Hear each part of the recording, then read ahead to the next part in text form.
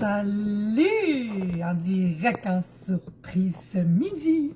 Midi 40, je crois. Salut! Hey, c'est du crêpe d'œuf. Tu le sais que tu prends les œufs de tes amis. Quand tu les accumules puis tu leur redonnes 2-3 semaines, un mois après. J'espère que vous allez bien. Bon jeudi! C'était un peu gris, là. Fait que j'ai comme allumé plein de lumière, mais tu sais. J'ai une lumière de luminothérapie pour ceux qui sont mes amis sur Facebook et non seulement sur le CFMRQ. Je vais l'essayer pour voir qu'est-ce que ça donne. En même temps, je pense que l'éclairage est bon. Salut Nadège! Oh, c'est bon! Ok, non, c'est un peu intense. Pour le matin de mon antidépresseur de l'automne, ça va. Mais pour mes lives, ça non. Fait que c'est rapide aujourd'hui. Habituellement, je tape et fais des recherches pour un éducakid à toutes les semaines. C'est du contenu gratuit ici sur le groupe CFMRQ. Mais à la base, mon travail, c'est pour le Centre des familles monoparentales et recomposées de Québec. Salut Maggie! Fait que je fais ça rapide. Vous allez voir, un petit 15-20 là, puis je vous laisse tranquille. T'es-tu pleine de rester à droite? Des fois, tu m'as donné, ils ont comme le goût de se rendre au frigidaire. Je sais que les gens les tiennent au frigo, mais moi, c'est parce qu'ils sont congelés ou frais, puis ça dure pas une semaine sur le comptoir. Mais là, tu sais, quand ça fait une couple de fois que tu manges des wraps, t'es comme, là, ça fait 2-3 jours que personne en a mangé. À part faire des challenges, mettons. Salut Sandra! Je suis contente de voir vos commentaires. Merci d'écrire, de commenter, même si c'est en replay, tu peux commenter. Fait que là, tanné de voir tes restants des wraps. Tu vas te faire des chips de tortillas maison. Je suis en mode très beaucoup économisé sur l'épicerie. Donc, avertissement, tous les prochains lives sur le groupe du Centre des familles ici seront faits avec de l'anti-gaspi, du économique, du fait soi-même, parce qu'on va se le dire, sans poigner les nerfs, une épicerie, it's not easy. Donc, tu prends tes restants de pain wrap, puis là, je te dis, ça va être super simple. On prend de l'huile, des épices, je te donne les ingrédients tout de suite après. On va badigeonner chaque tranche, toutes les remettre une par-dessus l'autre et couper ça au rouleau à pizza avant d'étendre ça sur ta plaque. T'es pas obligé de prendre une plaque trouée. Moi, je préfère ça parce que je trouve que ça cuit mieux, mais tu peux très bien en prendre une en métal, en stainless, peu importe, au complet. Ça va bien fonctionner quand même. Donc, je sais pas combien j'en ai. 1, 2, j'en ai 4. On va faire une petite batch de tortillas. Tu peux manger tes tortillas avec de l'houmous. Ça aussi, je pourrais peut-être faire une recette.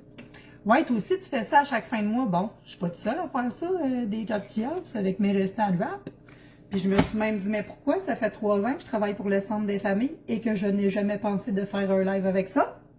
Fait que, dernièrement, ça a popé dans mon esprit, puis on est rendu là. L'huile de ton choix. Moi, c'est de l'huile de tournesol. Elle était pas chère chez Costco, pour vrai, à comparer de toutes les autres. C'est de l'huile de tournesol bio en plus. J'étais vraiment contente de ma trouvaille à 9 piastres, je pense. Bon, on repassera pour le bouchon qui ne ferme plus. Fait que tu peux pas prendre ta bouteille par le bouchon. Bref, un petit bol pour pouvoir mettre ton huile, tes épices direct dans ton petit bol. Là, je suis pas certaine si j'ai le pinceau que je veux, mais sinon j'ai celui en silicone. Je vais sortir mon coupe pizza tout de suite. Donc, à part une plaque, un rouleau à pizza, puis un petit pinceau et une cuillère, t'as pas besoin de rien d'autre. Une planche à découper. Si tu veux pas couper direct sur ton comptoir, mettons.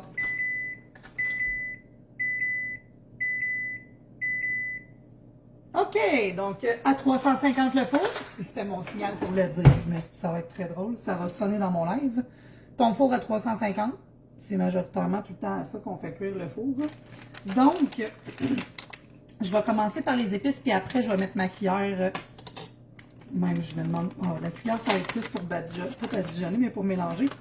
Je pense pas l'utiliser avec ma grosse cruche. D'habitude, c'est une plus petite bouteille d'huile. Bref, j'ai choisi du paprika.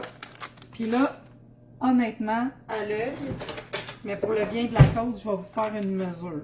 Donc, 2 cuillères à thé de paprika. Tu peux les mettre pleines. On appelle ça des cuillères à thé combles. Ma mère serait fière de moi. Ensuite, moi j'ai des grinders. Salut Nadège et Piqueux. C'est drôle qu'elle m'écoute. Ça, c'est très drôle. On déjamme un peu le Butcher Block qui est donc content d'être tout le temps remplacé par du nouveau Butcher Block. Si les gens ne connaissent pas cette épice-là, trouvez-vous ça quelque part. Vous demandez ça à Noël, c'est le temps de demander ça à Noël. Donc, plusieurs tours de moulin plus tard, mettons une douzaine. Je vais vous le montrer. J'ai mis ce Butcher Block par-dessus mon paprika. Puis c'est en plus petite quantité que le paprika, beaucoup quand même, là, vu que c'est pas à la cuillère à thé, puis que c'est au moulin. Je vais en profiter pour mettre mon autre moulin, mais ça, il y a du sriracha fumé dedans. Donc, 1, 2, 3, 4, 5, 6, 7, 8. Lui, il va moins bien. Ah ah!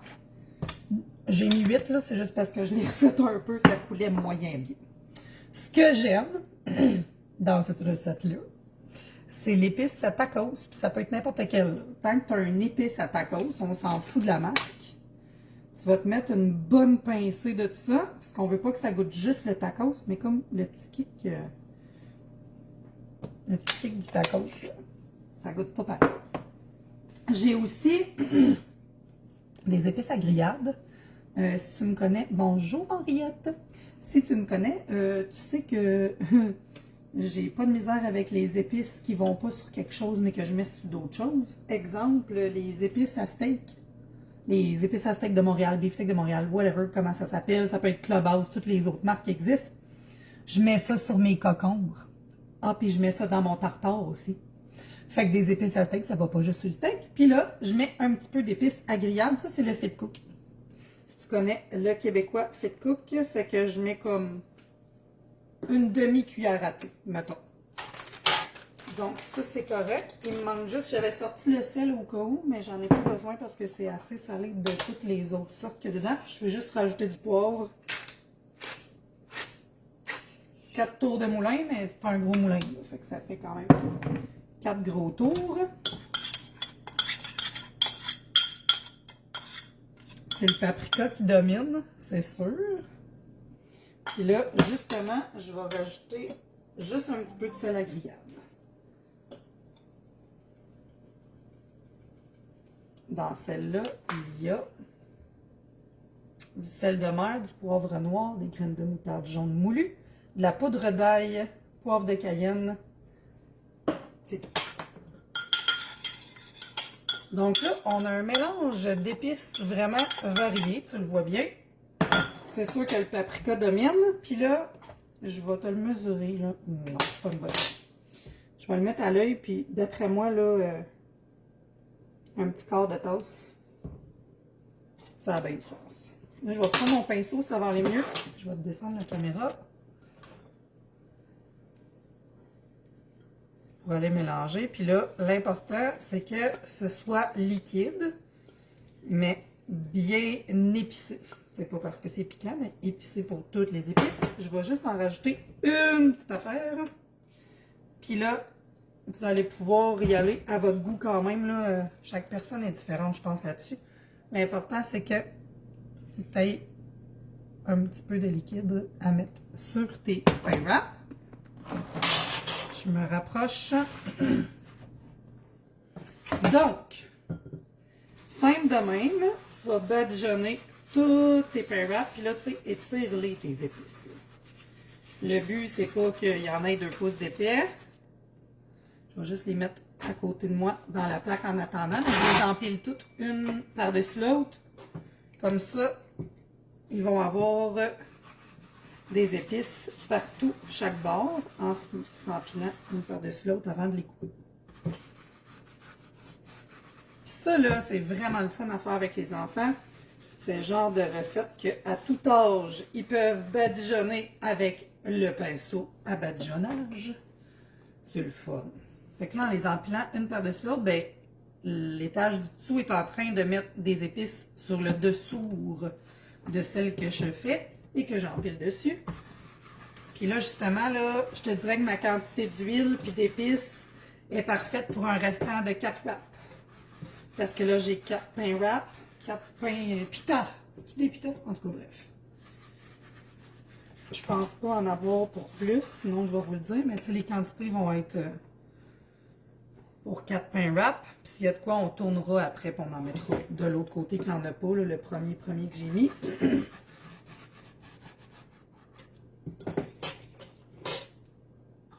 Bon, je pense que pour 5, ça fera encore du sens. Fait que mettons qu'on y va pour 5 pains wraps avec le quart de tasse d'huile, les épices.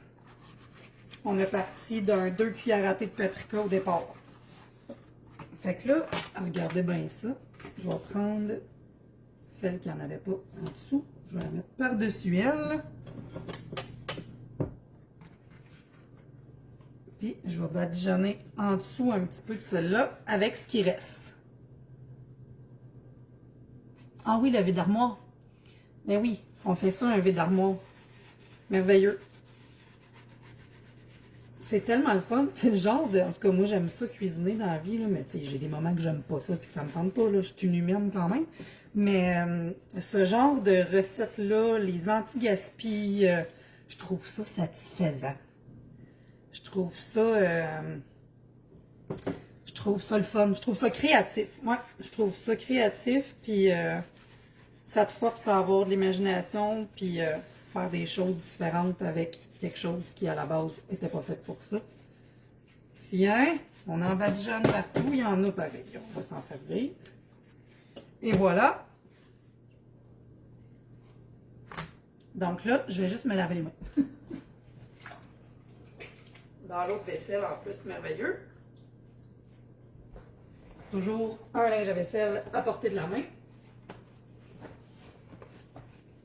Puis là, même si je suis pas une enfant, j'ai fait envoler plein d'épices, d'huile et puis tout.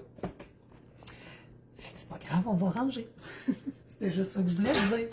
Déculpabilisons-nous des petits trucs anodins de la vie. Je vais juste fermer mon huile puis la tasser. Vous la voyez pas là, mais juste devant moi. Bon. On se rappelle que le bouchon ne tient pas. Je vais juste tasser ça aussi. Bon. Un peu d'espace. Le rouleau à pizza. Ça aussi, c'est le fun. Puis, tu sais, à moins d'être vraiment un trop tout petit pour utiliser la roulette à pizza, mais c'est quand même quelque chose de simple pour les enfants. Puis ça, c'est une étape qu'ils aiment aussi. Donc là, on a le petit pinceau. On a le rouleau à pizza. Fait qu'on fait une croix. On va couper ça en 8.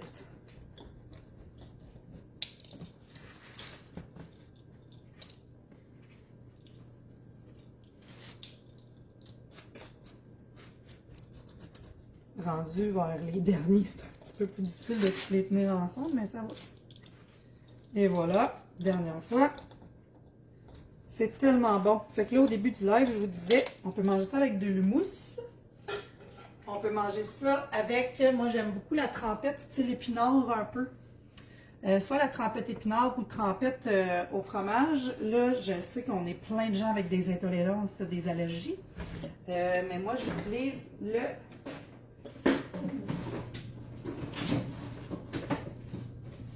fromage à la crème sans lactose. Puis ça passe. Mais moi, je n'ai pas d'allergie ni d'intolérance. Ben, j'ai l'intolérance du lactose, là, mais c'est tout. Puis les petites trempettes aux épinards qu'on peut soit se faire avec du Philadelphia ou peu importe, mais il y a plusieurs possibilités. Ça peut être avec un restant de petits légumes qu'on se fait une petite salsa dans un chaudron rapidement. Ça peut être mangé avec ça aussi.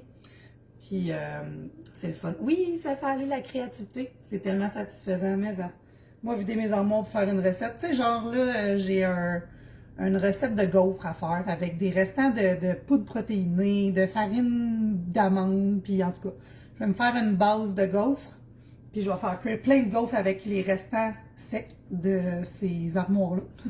Puis je vais congeler les gaufres. Fait que à l'automne, même 2-3 fois par année, un gros vide d'armoire. C'est comme au plus profond. Là, ça faisait un petit bout de temps que je l'avais fait, fait que j'ai jeté quelques petits trucs, puis ça, je déteste jeter quelques nourritures, que ce soit. Donc, on dispose, là, je vais en avoir comme beaucoup, fait que c'est sûr que je vais faire plus qu'une batch. On les dispose de même pour pouvoir les empiler le plus possible. On dirait des petites mini pointes de pizza. C'est très mignon.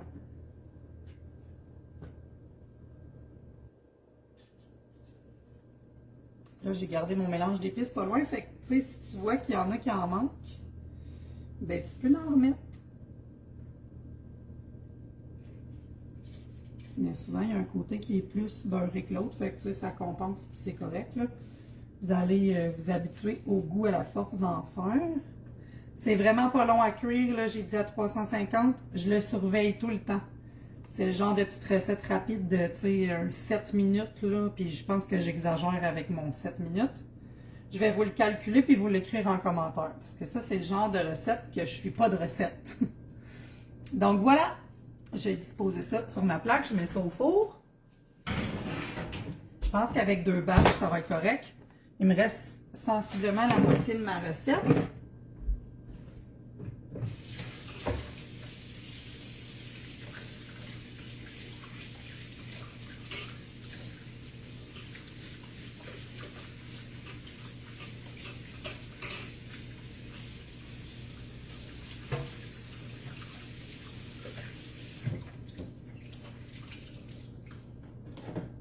Donc, oups, le petit pinceau qui a sa cliquant, ça donne bien, j'avais ma guenille dans les mains. Lui, je vais l'accoter. Il y a peut-être des petits bouts ici que je vais en remettre tant qu'à les avoir, les épices. Je voulais juste laver ce petit coin-là. Et voilà, avant que ça colle. Donc, je vous mets une photo du résultat en commentaire dans quelques minutes, à moins que je sois encore en train de vous parler dans 5-6 minutes.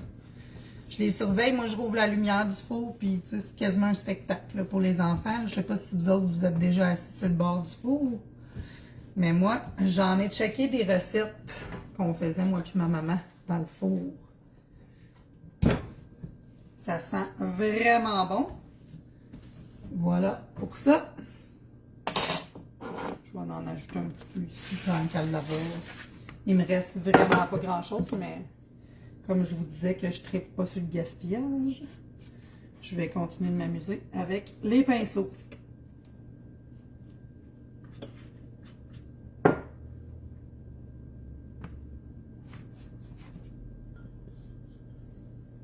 Tiens.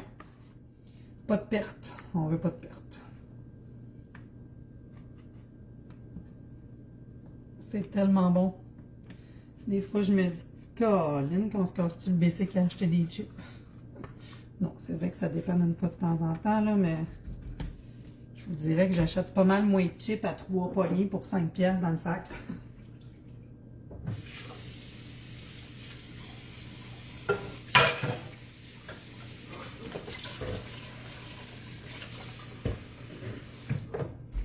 Là, j'ai fait tremper mon petit bol, là, parce qu'il est quand même pâle. Il y avait beaucoup de paprika.